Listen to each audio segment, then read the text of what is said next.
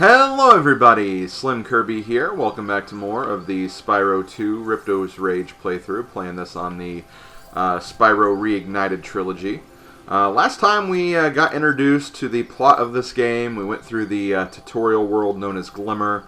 We helped out some rodents with their problems, and now we're here in the Summer Forest, the first hub world of the game. Hub worlds are kind of just like worlds themselves. They just have basically portals to all the other worlds in the area. So once again, we'll have to find some gems in this area, and there will be some orbs as well. There'll never be any talismans, though, in the overworld or the hub world, so you don't have to worry about that. But yeah, let's go ahead and get things started here. We do have some gems in this first area here, so we're going to go around and grab these before we make any progress. I will also say, I've had some major difficulty with this project and recording this so far. Just a number of issues that have gone wrong and come up during that very first recording session. So hopefully we don't have too many more of those issues, because I'd like to actually get moving on this game and play through it, because like I said, I've honestly been really looking forward to this playthrough. The Spyro Reignited trilogy is a game that I played for the first time this year. It was the first Spyro game I've ever played.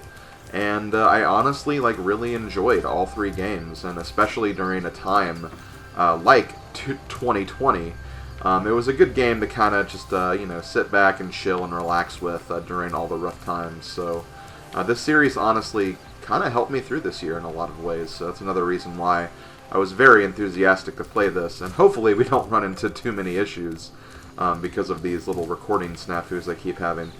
So right here, we have a new kind of collectible. These are basically just one-ups. They're butterflies that Sparks will eat and will give you an extra life. Like I said before, one-ups are pretty inconsequential in this game. If you lose all of your lives, you'll get a game over, but the game overs don't really reset much. They really just reset, like, progress during a main world of the game, if you, got any checkpoints or anything. So it's really not too costly if you do get a game over. Also notice there are some gems in the water here, but also, more importantly, Spyro can swim in this game. That is something he could not do in Spyro 1. In this game, he can swim, and we will be getting an ability later on that will allow us to dive underwater and grab those gems, so we'll have to come back here a bit later. Thankfully, the backtracking for this isn't as severe, because I think we'll learn the swimming move or diving underwater move in this hub world, so it's not too bad. Spyro, this is the homeworld called Summer Forest. There are portals to many of the Avalar worlds around here. Unfortunately, Ripto has taken over the castle, and we need your help. Start by retrieving the talismans from each of the worlds you visit. Okay, sounds good, sweetie. I'm sorry, I'm such a fan of the Spyro and Elora ship, as I mentioned in the last video. I don't really even know why, because, I mean, it probably helps that this is, my first experience with the Spyro trilogy, and I have heard, and I do know that there are, other potential ships, later on in the series, but I don't know, there's just something really cute and innocent and just really, really nice about these two that I really, really like. So that's why I like them both together so much. But I won't try to talk about that too much. I know that some people don't really get into those kinds of conversations too much, but that's just my own personal take on it. What do you want? Remember, press the jump button, then press jump again to glide. And you know this how? You don't have any wings. Okay, so yeah, we're just going to glide over here, grab some more gems. Now we're kind of in a bigger part of the overworld. And here's where we'll start seeing the portals to some of the other worlds. There's one over there called Colossus. There's another world right here called Idle Springs. Funnily enough, I think we're actually going to go to Colossus first, based on what I personally decided to do for this playthrough, which I think will make more sense in the long run for reasons I'll get into later. But for now, let's just go ahead and keep on collecting stuff, and oh hey, Hunter's up here. Hi Spyro, you look like you're pretty agile. Let's try putting it to a test. See if you can get up this first step. Press the jump button and hold it down to get more hang time. I mean, that step doesn't look that much greater than this step, so I don't really see what the big deal is. Now to make this next jump, you'll have to glide. Press the jump button, then press jump again at the top of your jump to get the maximum glide distance. So yeah, he's just kind of showing you the ropes for all the different jump maneuvers. Job.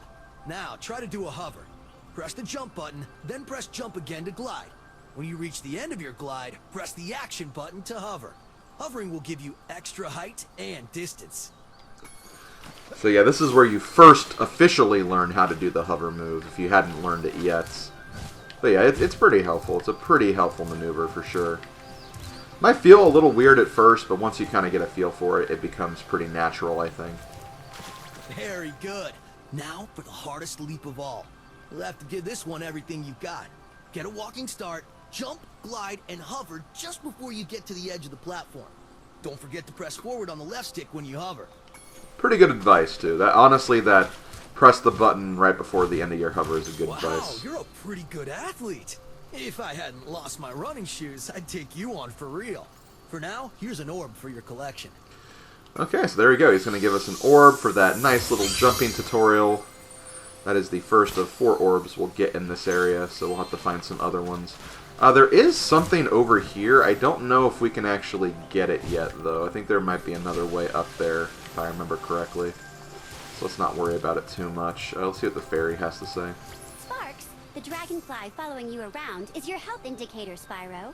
The brighter he is, the more hit points you have. Okay, so I think I actually talked about that already. But yeah, basically, at most, Spyro has 4 HP.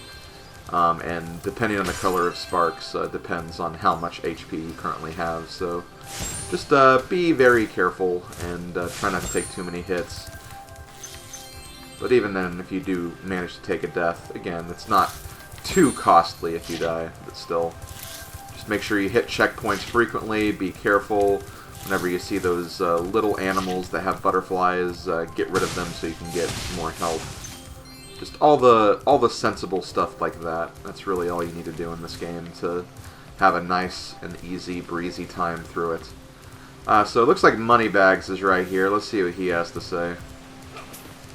Sorry, Spyro. I'd love to teach you how to swim underwater, but not as much as I'd love to take your treasure. At least he's honest about it. So in order to learn how to swim, we need 500 gems, which clearly we do not have. And we will unfortunately not be able to make that amount before we enter a world here. So this is why I recommend you go to Colossus first. Because I believe for Idle Springs, there will be a section where we do need the diving underwater ability. But for Colossus, you do not need that at all. So I think it makes more sense to go to Colossus first. And as a result, I think that's going to be our first world here. So let's enter our first world and see what we have. And I will be cutting out a lot of these load screens just to kind of save time here, so do not worry about that.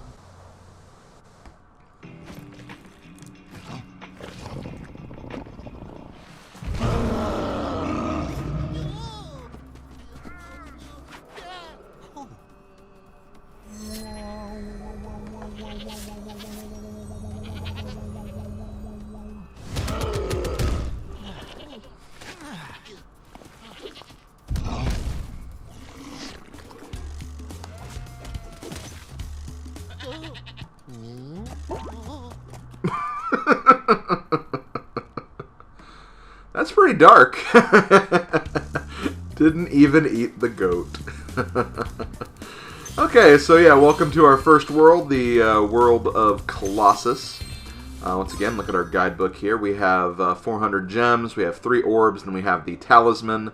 Also, I haven't talked about this yet, but much like in the Spyro 1 Reignited playthrough, there are skill points, which skill points are basically just little challenges and objectives that you can try to complete as you go throughout the game. Once you unlock all of the skill points on a page, you'll unlock some promotional artwork. And yeah, that's basically it. So we are going to try to get all of these skill points. So do not worry about that if you want assistance with getting some of these. But I will say, I probably won't get some of these until after the main part of the playthrough, just because we'll get an ability that'll make some of these a lot easier, so just be prepared for that. And as you can see, we do have an objective for this level. We have to get perfect in hockey, which that makes no sense to us right now, but we'll figure that out a bit later, so do not worry about that. And yeah, let's go ahead and get things started here. Let's find out what's going on in Colossus. A Yeti has been rampaging around our home, but we've managed to trap him by shutting all the doors. If you talk to the other brothers, they will open the gates and guide you to him. Okay, so basically every world will have some kind of problem going on, and even though we're ultimately just going to be essentially just walking through the level, I guess the bigger picture, we're also accomplishing that objective as well, so for this one we just need to make it to that Yeti and try to take care of him. Also, gonna burn that flag. There's no reason to burn the flags whatsoever, it's just a cute little thing you can do. I'll see if I can remember to burn all of the flags in every level, because I'm that kind of person. I don't necessarily support flag burning or anything, it's just again, it's a silly little thing I'm going to be doing in a video game playthrough, that's all. By concentrating, I should be able to open this door for you.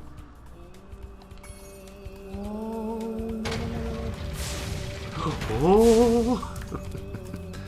Oh, those silly monks. Would they be called monks? I think that's what they're supposed to be.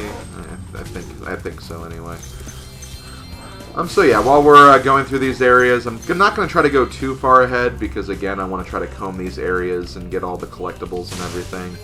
But definitely try to pay attention to certain things, like if there are objects that kind of stand out, there might be a reason for that. So these statues, for instance, there might be a reason why these statues are here, so keep that in mind for later. Hint, hint, hint.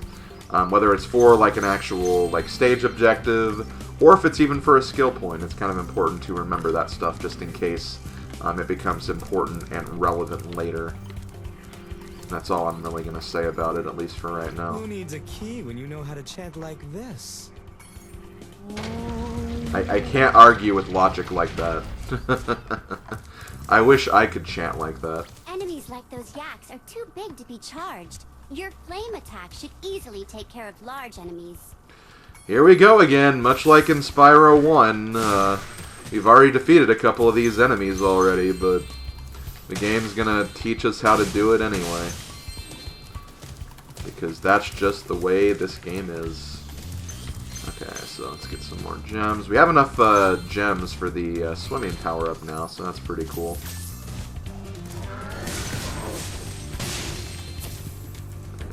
Okay, we're going to ignore that gate right now since we need to defeat a couple of more enemies. Remember, you basically need to get the number of that's shown on the gates worth of the white orbs in order to use that power-up. So we still have to complete a couple of, or defeat a couple of enemies before we can do that. Hey, look what I can do. Oh. I think I do an okay impression of that, honestly. Maybe not the best impression, but I can do an impression of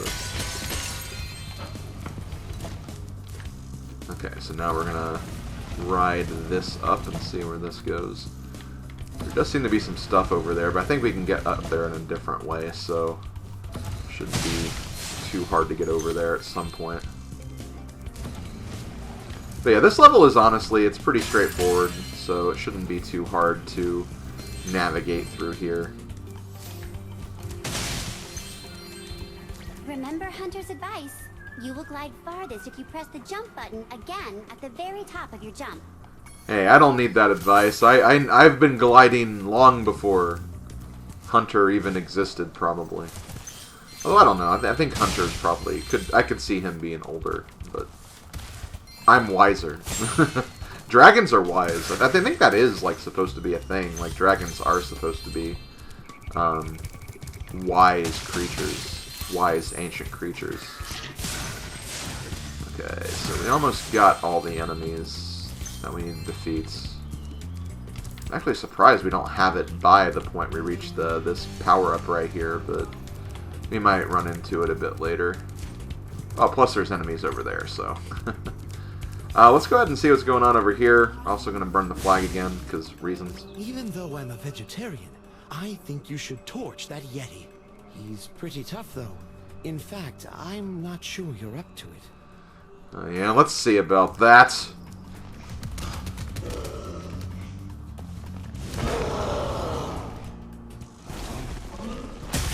Oh, that was easy. I thought the Yeti was tougher than that. I guess he was all bark. Ruff, ruff. Anyway, I was just guarding our sacred talisman to make sure the Yeti didn't eat it. Probably a good idea. So there we go. That is our talisman. We have a mini gold statue of the monks, I guess, or whatever those things are supposed to be. Things, those creatures, humans, I don't know. I mean, they look like they're supposed to be humans. So we've defeated enough enemies now. I guess the Yeti counted out as an enemy. So now we can use the power-up for this level, which is basically the shock jump from Banjo-Kazooie. That's really all that is. But hey, it works for me. We're able to get to a higher ledge so we can look for more collectibles. That sounds like a good enough reason for me. So let's go over here and see what we can find. I don't know if we can quite get over there yet. There's a couple of areas and ledges we need to try to make it to. For now, let's go this way, torch this yak, all these other animals that are in our way. How are we doing, actually, in terms of collectibles at the moment? Okay, we're more than halfway done with the gems, which I feel like we were actually further ahead than that, but apparently not. So I'm trying to remember how we do get over there. I think we have to be, like, on that side, so I think we're on the wrong side currently. I don't know if there's anything over here worth looking at, so I guess we'll just go back this way.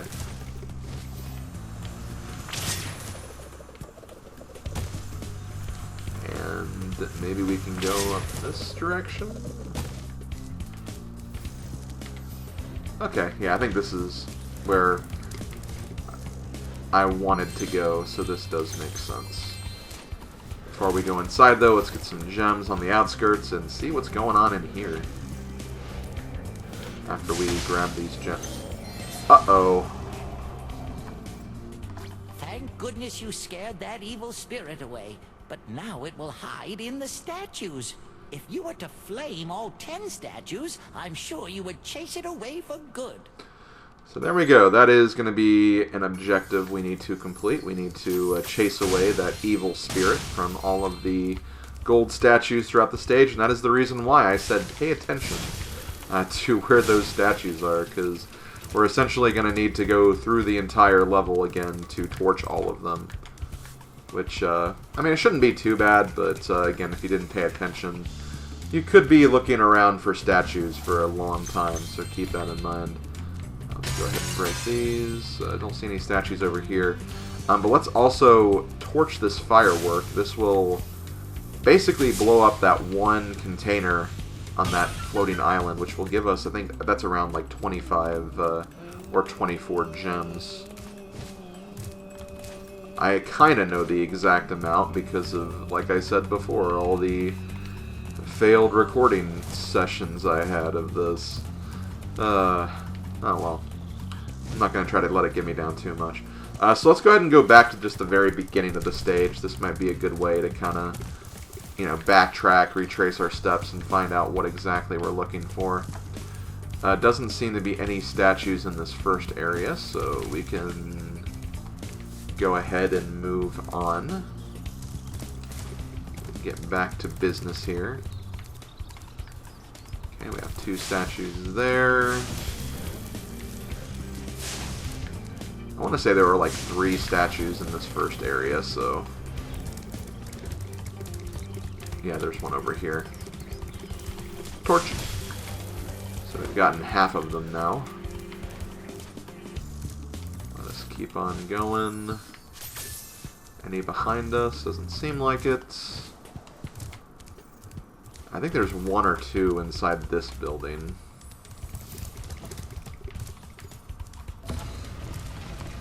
Okay, just one.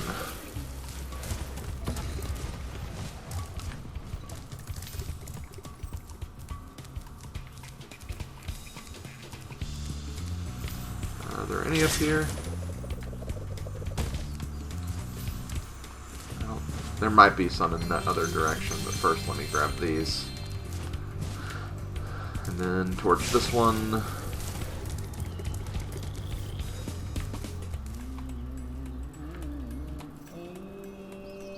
Okay, I got that statue. I don't know if I want to go down there. I don't think there's any statues on that long pathway down there, so I think we're going to ignore that for now. I'll go back there if there does happen to be one there, but I don't think there is.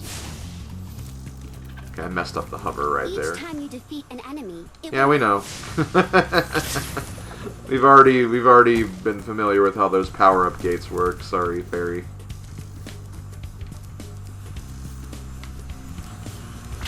I already know what I'm doing. I appreciate the attempt to help, though. Okay, I still feel like I'm missing a couple of things, though, before we continue on in this direction, but... No, I guess I'll go ahead and go over here for now. Who knows, we could run into some other things, like... Oh, okay, here's one. That's only 8, though. There's still 2 more we have to find. Okay, so I think we got everything in here. There is some stuff down there. I just don't think there's any statues down here, which is the only thing.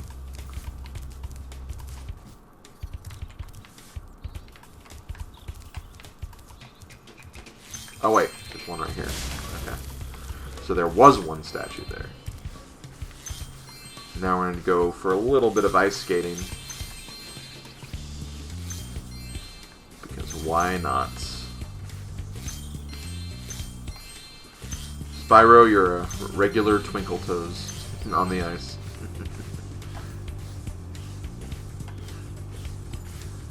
Okay. I believe we have a double mission right here. Also, there we go. We have all the gems, so that's good. But yeah, there is a double mission over there, which is basically... usually there'll be mini-games that have 2 parts to them, like an easier version and a harder version. And that's pretty much what that is, so we'll be doing that next. Still missing one statue, though, which is kind of bothering me that I haven't found it yet. Welcome. We have found that hockey is a peaceful and calming sport. Would you like to join in a match against our goalkeeper? Sounds good to me. So yeah. You have 2 minutes to score 5 goals in the red goal. So yeah, we're going to be playing a little bit of hockey here, and this minigame's not too hard.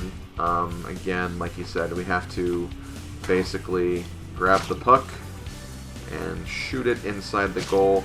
The best way to do that is to kind of go to one side, and when you get close, fire it to the other side.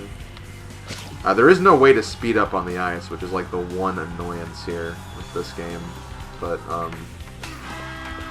again, it's not too bad. It's, again, just a matter of,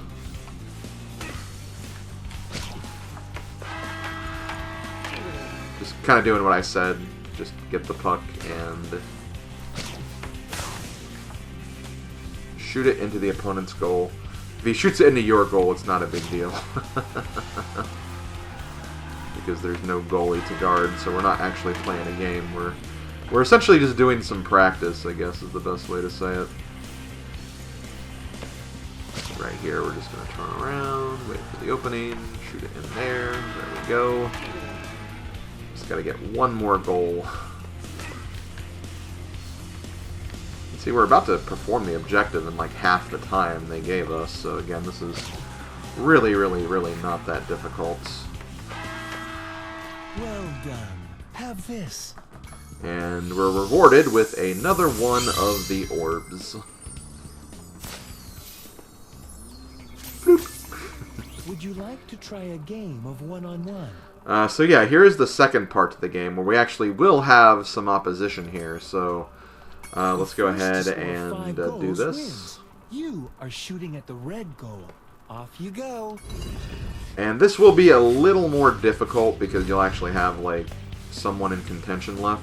And keep in mind, there is a skill point for this. And remember, the skill point is to have a perfect game of hockey, which means we cannot let the opponent score in this game. In one of my practice recordings, I actually accidentally got them to score because my goalie was an idiot and just allowed a shot to get by. And it wasn't even from the opposing player, it was just it got bounced off of a wall, and as a result we lost because of it. So yeah, we need to get a perfect score of 5-0 in order to get the skill point, so let's just keep moving around. You pretty much do it in the same way, you just have a more narrow opening because obviously you have a competitor to contend with. And you can also hit the competitor with your fire breath to knock him away, which is kind of funny. Ugh. Got it. Well done. Have this. If you stare at it long enough, you might not see anything. I don't know if I want that. I don't know if I want eternal blindness. Just doesn't sound like anything good. But yeah, we got the orb, and all we need now is just the last orb, which means we need to find that statue. I'm going to go ahead and cut some footage until I find it, because I don't want to waste too much time. We are getting pretty late in the video after all, so I'll see where that statue is and meet you back when we find it, so hold on guys. Okay, the statue wasn't too hard to find. Basically, this path down here is where the ice hockey is. This is also where the ending is too, so it wasn't really that hard to find. I guess the hard one to find is that one that's near the ice hockey stuff that I accidentally ran into. But yeah, there we go. Well done, Spyro. You've scared the evil spirit away. Why don't you take this? I borrowed it from the temple. They don't need it. How do you know that? Are you making an assumption, Professor? You know what assumptions do. They make an ass out of you and me. Okay, so that is it for Colossus. We've 100%ed this level, and we did it within the 30-minute time limit I try to aim for in these videos. So I'm going to go ahead and start signing off here. Thank you guys for watching. I hope you guys enjoyed this episode of Spyro 2. I'm trying to find the exit so I can actually end the video properly. I think it's over here. But yeah, next time we'll learn how to swim. And I guess we'll also check out the next level too. So hope you guys are ready for that. See you guys next time.